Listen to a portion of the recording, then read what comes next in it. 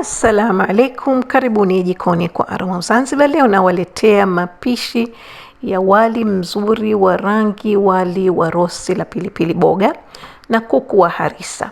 Tutaanza kutengeneza kuku. Hapo mimi nimetumia vipande 6 vya miguu na mapaja ambao utachanganya na kitunguu, thom na tangawizi mbichi ambayo iliyochanganyishwa na chumvi kiasi kijiko 1.5 chakulia.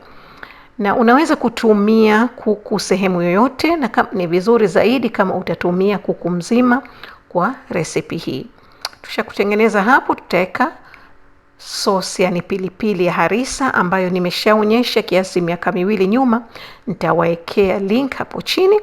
Na kwa vile pilipili ilikuwa kali sana, nimeona bora kidogo nizimue kwa kuweka maziwa ya mtindi kiasi vijiko 2 vikubwa.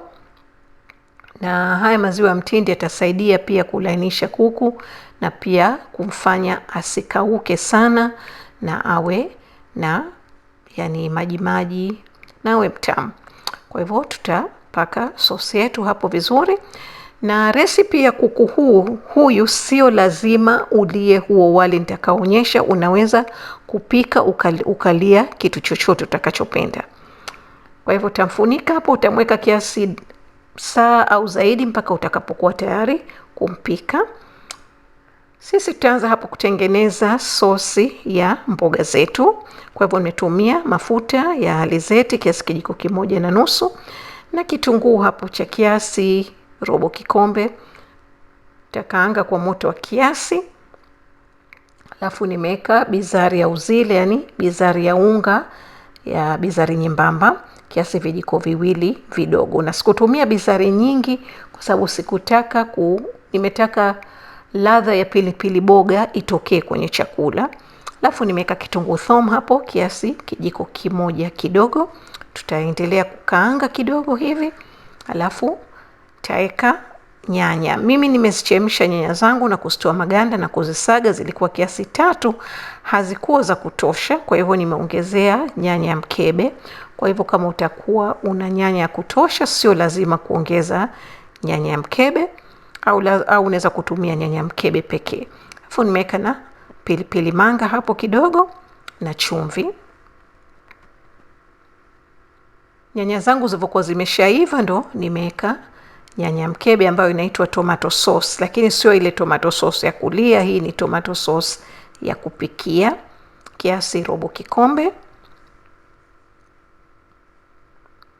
Tachanganya vizuri, alafu nimepunguza moto, nimeacha imejipika mpaka imeiva kiasi kama hivyo. Alafu nimeweka na majani ya dania kidogo kwa rangi na harufu na ladha nzuri.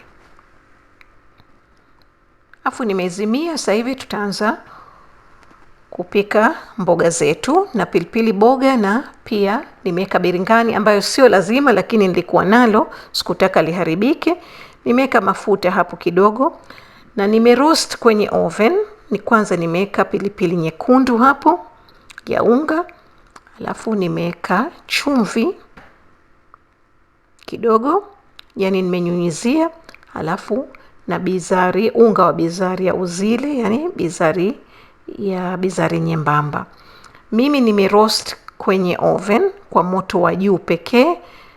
Temperature ilikuwa 500 Fahrenheit, lakini unaweza kufanya kwenye jiko tu. Alafu hii sini yangu nyingine nimeweka pilipili boga za rangi ya machungwa na mbatata unaweza kuzikaanga, lakini kwa vile nilikuwa na nafasi nimeona niweke kwenye oven pia. Sasa hivi tuko tayari kupika kuku na kupika wali. Haya maji ya wali ambayo nimetumia star anise tu na chumvi. Na sufuria langu hili nimeanza kupika kuku. Kuku huyu hasa mimi mara nyingi huwa nampika kwenye oven, yani namchoma kwenye oven, lakini kwa vile nilikuwa nafanya mboga, nimeona bora nimpike kwenye sufuria tu hivi juu. Kwa hivyo mafuta yangu hapo yalikuwa ya moto kiasi vijiko 3. Nimepika kwa kiasi dakika 4 kwa moto mkali upande mmoja, alafu nimegeuza upande wa pili kiasi pia dakika 4. Alafu tafunika kiasi dakika 5 hivi, sio sana, ili huyu kuku atoke maji na pate kuiva tena baadaye. Okay? Kwa hivyo tafunika. Huku nimeenda kuangalia maji yangu tayari. Nitaweka mchele, nimefanya kiasi vikombe 2.5. Mchele wa basmati nimeupika 70% tu kama tunavyopika biriani. Alafu tamwaga maji. Kisha kumwaga maji, sasa hivi tuko tayari kutengeneza kupambia wali wetu. Kwa hivyo ile sosi ya tomato nimeweka haya mabiringani ili yapate ladha vizuri. Alafu sufuria letu tayari. Hapo nimeweka mafuta ambayo niliyakaangia vitunguu vya biriani, sio ya moto, ili tu wali usipate kuganda chini. Na nimeweka sinia chini hapo kama mnavyoona, ili nipate moto mdogo sana. Alafu tutapambia kuweka kwanza ile rosti la biringani. Alafu nimeweka pilipili boga zangu. Alafu tutaweka wali tena, unaweza ukafanya mafungu 2 au 3, yani layers. Mimi nimefanya 2 tu. Alafu nimeweka mafuta kijiko kimoja kikubwa na maji ya zafarani, yani nilowekea zafarani. Alafu pia tutamalizia na rosti la biringani na pilipili boga zetu. Ni chakula simple kabisa.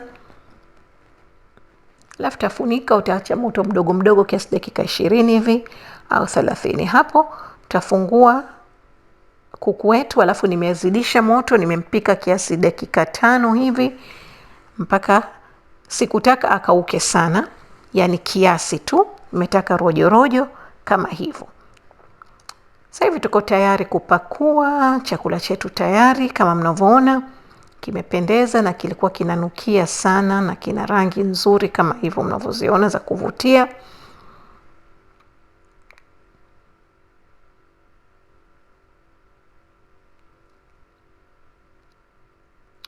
Tuko tayari kupakua. Asanteni sana kwa kuwa nami, na washukuru sana kwa support yenu mnayonipa kila siku. Na kama mnavyoona chakula kimependeza na hakikubakia, na mtakuta viungo na vipimo vote hapo chini kwenye description box. Sasa hivi tutaweka kuku. Kwanza nimeweka mbatata. Hizi zile mbatata ndo zipika kwenye oven. Alafu tutaweka na kuku wetu. Na wali huu mimi mara nyingine huwa naupikia na samaki, napikia nyama, lakini siku hii niliamua kupika na kuku.